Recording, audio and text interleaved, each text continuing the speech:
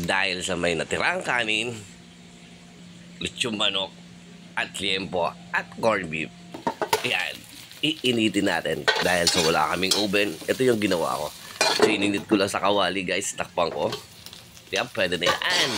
Ito yung mga leftover na pagkain na hindi dapat masayang. Yan.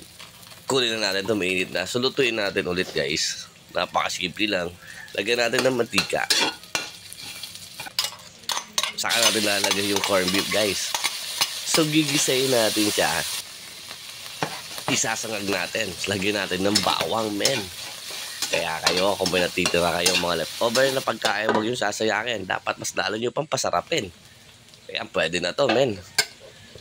Lagay na natin yung mga lamig na kanin.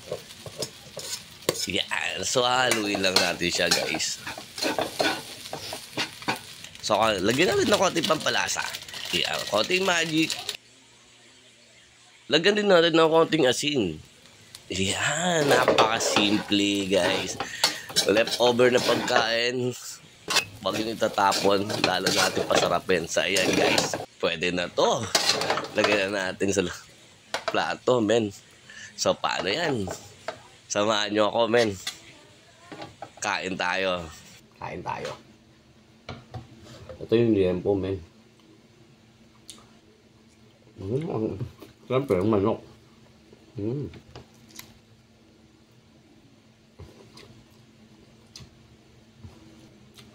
Ito, hindi akin yan.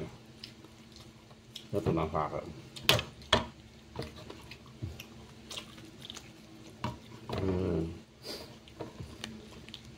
Yan. Lieg, men.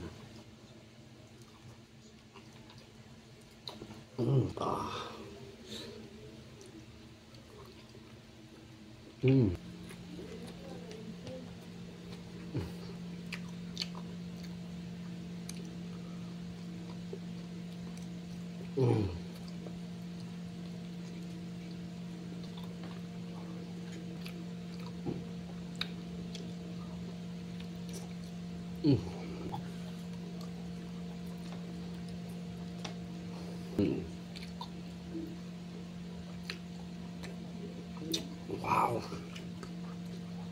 Sarap ng liempo, men. Yan.